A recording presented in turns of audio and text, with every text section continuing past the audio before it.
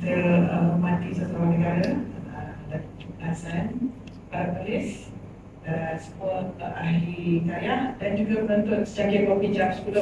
Rakan Pena, Rakan Ilham, adik-adik kita orang ni, kami semua ni adik-adik dia, adik-adik tulis, saudara sepenulis ni bukan semusik. Memang mak dia saya asing bapak pada lama. Okey, jadi novel ini saya akan mulakan dengan ucapan tahniah kepada penulisnya sebab saya tahu susah dan derita seorang penulis. Dia seronok dia hari ni je. Hari ni memang paling best lah, hari ni boleh kahwin kan. Tapi dia mesti nak menghasilkan sebuah karya tu. Derita dia hanya 3 pihak je tau. Diri dia, Allah dan Rasul. Orang lain tak tahu. Betapa seksanya nak menghasilkan sebuah karya. Lepas tu, menghasilkan karya kan tu hal. Menyunting tu hal yang kedua.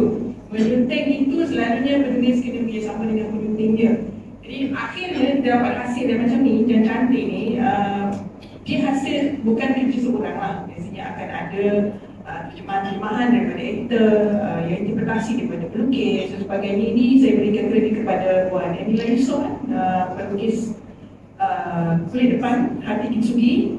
Dia dapat menterjemahkan. Saya fikir saya tengok dulu saya dapat cover ketika promosi kan, jadi saya tak dapat tengok kandungannya. Jadi saya tengok isi, saya kata apalah cerita agaknya ya, gambar nikah tu pecah-pecah, ada batang emas. Okey, saya tahu lah Kintsugi tu apa, pernah baca.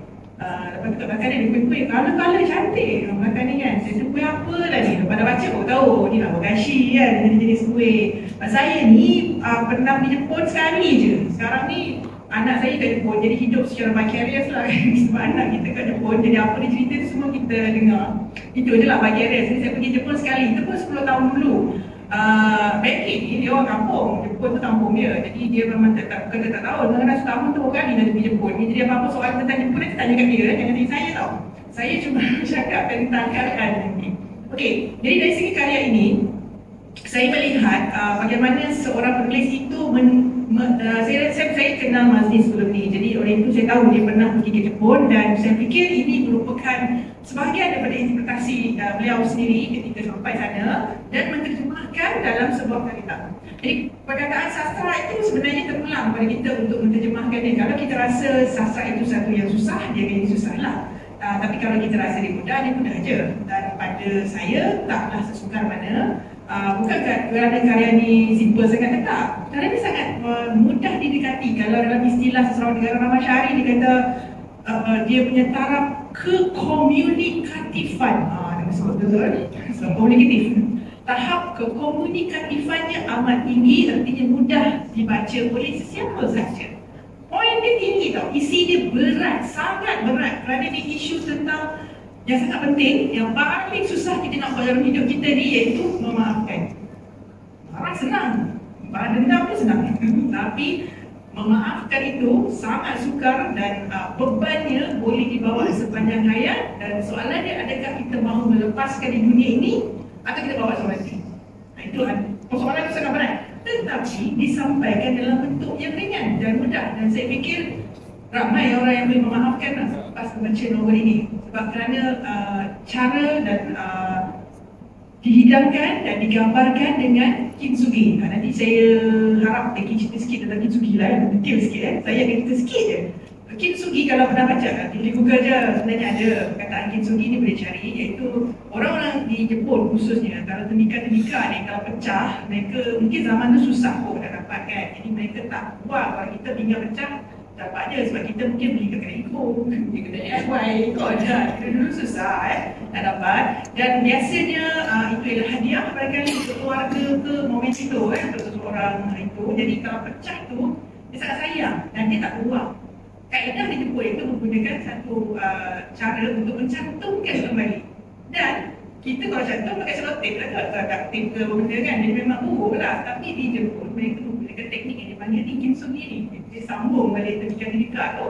Dan dia boleh digunakan semula, maknanya bersih lah, bersih. Mana boleh bubuh air, tak bocor dan sebagainya. Boleh digunakan. Kalau cawan itu boleh menampung kandungannya. Artinya, kita menerima letak itu, kita terima keadaannya. Itu yang cuba disampaikan oleh novel ni, iaitu bagaimana kita tak suka dengan orang atau orang yang pernah melukakan kita dengan keadaan yang paling teruk, pecah darah kan.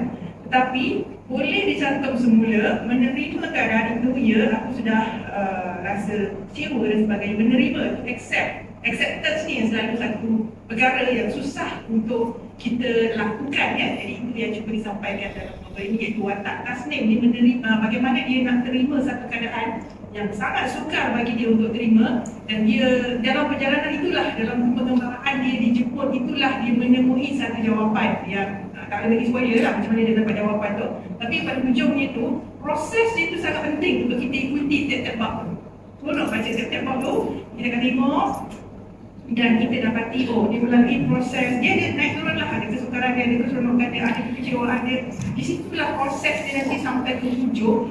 Dia akan watak Tasnim ni Tasnim Amani, baca dia ni Tasmin Tasnim Amani, dia akan belajar menerima segala kekurangan, bahawa hidup ni bukanlah berpusat kepada kita sahaja.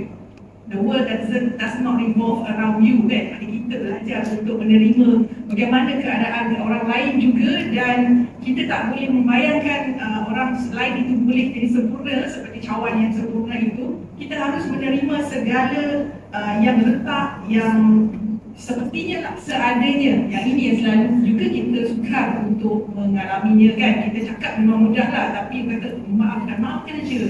Tapi cakap memang senang, tapi sebenarnya hakikatnya untuk memaafkan satu pihak, khususnya pihak itu ialah orang yang pernah ataupun sangat kita sayang, lepas tu melukakan, tentulah itu yang paling sukar. Satu proses yang saya fikir setiap orang akan melaluinya dengan kadar dan tahap masing-masing. Jadi antara saya fikir tema besar dia dalam karya ini. Itu dulu mungkin saya perkenalkan. Juga kan. Maksudnya dia sebuah cerita yang menarik, dan saya bayangkan kalau jadi filem, jadi drama pun menarik kan ni. Bukan nampak dia punya babak demi babak. Mungkin itu dulu. Okay, terima kasih.